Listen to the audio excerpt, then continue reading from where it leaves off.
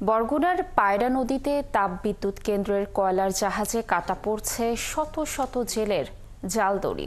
এতে নিঃস্ব হয়ে পথে বসেছেন ৬ শতাধিক জেলে। জেলেরা বলছেন, নৌসীমানায় নির্দিষ্ট চ্যানেল না থাকায় ইচ্ছে মতো জাহাজ চলছে, এতে ক্ষতিগ্রস্ত হচ্ছেন তারা। এদিকে জেলেদের হামলার শিকার হতে হচ্ছে বলে দাবি জাহাজ কর্তৃপক্ষের। ইমরান টিটুর প্রতিবেদন। গেল ৯ ফেব্রুয়ারি সকালে বরগুনার তালতলীর তেঁতুলবাড়িয়া এলাকার জয়নাল মৃধা সহ ৫ জেলে মাছ শিকার করছিলেন পায়রা নদীতে। এ সময় তাপবিদ্যুৎ কেন্দ্রের কয়লা বোঝাই জাহাজ কেটে ফেলে জয়নাল মৃধার জালদড়ি।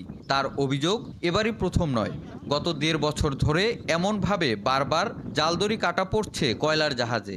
ঋণের জ্বালায় মোট কথা বাড়ি থাকার মতন কায়দা নেই। মানুষ টাকা পয়সা পাইবে, এই জালদড়ি আনতে আসি, হ্যাঁ টাকা টোয়া দিতে পারতে আসি না।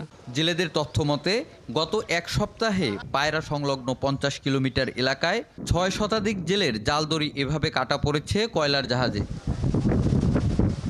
বারবার জালদড়ি কাটা পড়ায় ঋণের বোঝায় অসহায় হয়ে পড়েছেন নদীপাড়ের জেলেরা।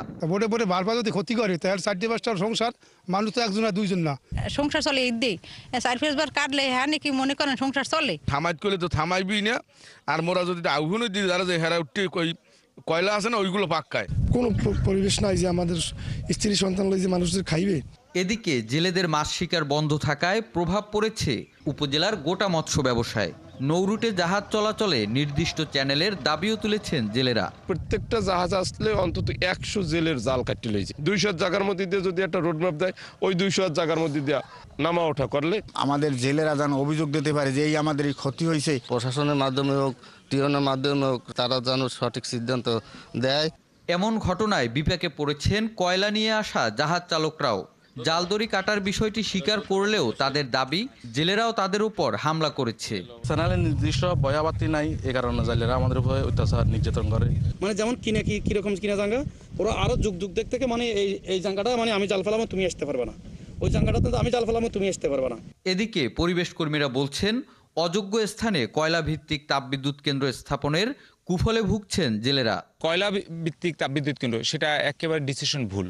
যে এটা তৈরি করার পিছনে যে এটা ধ্বংস, আমরা মনে করি যে এটার কারণে আমাদের পরিবেশগত ধ্বংস, আমাদের বন উজাড় হয়ে যাবে, ইলিশ শূন্য হয়ে যাবে আমাদের পায়রা ইলিশ। তবে জেলা মৎস্য কর্মকর্তা বলছেন, জেলেদের সমস্যা নিরসনে তাপবিদ্যুৎ কেন্দ্র কর্তৃপক্ষের সাথে আলোচনার কথা। কোনো কমপ্লেন আসে না, যদি আমি পাই অবশ্যই আমি তাপবিদ্যুৎ কেন্দ্রের জন্য প্রধান আছেন তার সাথে যোগাযোগ করব।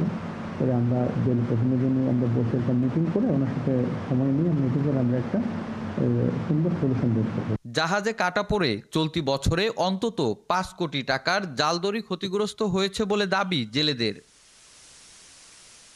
ইমরান টিটু, ৭১, বরগুনা।